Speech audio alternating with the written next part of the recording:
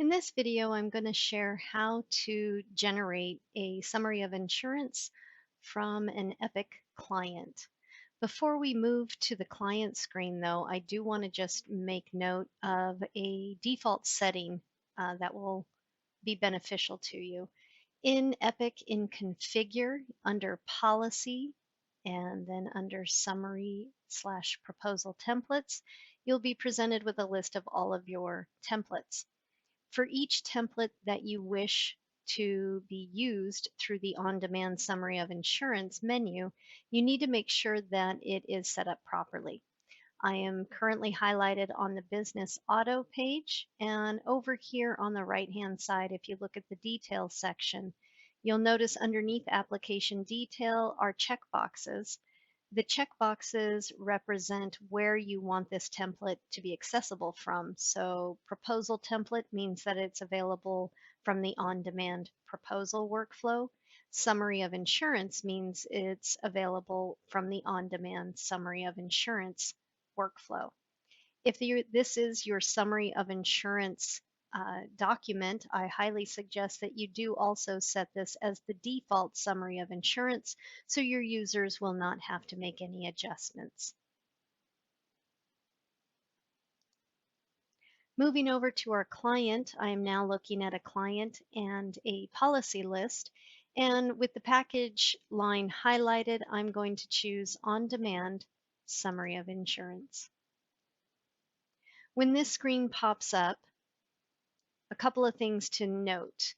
First off is that it is bringing in all of the lines of business from the package that I had previously selected. So all of those lines are included in this list. The coverage effective as of is pulling from the effective date of the policy selected. You can add additional lines of business by using the plus sign or the add button here and then making any selections necessary. For our purposes, I'm going to just leave it with the package lines, and I'm going to click Cancel. Unlike a proposal set of documents where you can set a default page order, with the summary of insurance, the coverages will appear, or their print order is based upon the order that we see here on the screen right now. So if I were to merge this immediately without making any verification or edits, Business Auto would be the very first line of business in my summary of insurance, followed by the business owner's policy. If this is not the order that I want them to print in, then I need to reorder this manually. I will do this by clicking into the list, scrolling down, and potentially finding the line of business that I want to print first. So if property is something I wanted to print first, I will use the arrows here to move the page order appropriately. You would repeat this process until you have set all of the lines of business in the proper print order. Before merging, there's just a couple of other things to double check. Page break, this is dependent on how you've set up your summary of insurance.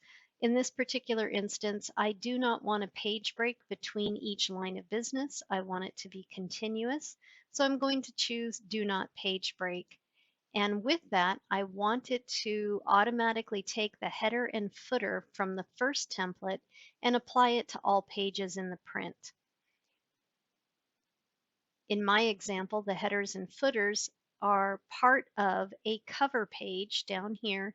And if I scroll down on this list, you'll see what I mean. As I scroll down, the default cover page that I want to use is one that is simply pulling in the headers and footers. Once you've made all the appropriate selections, click Finish to merge into Word.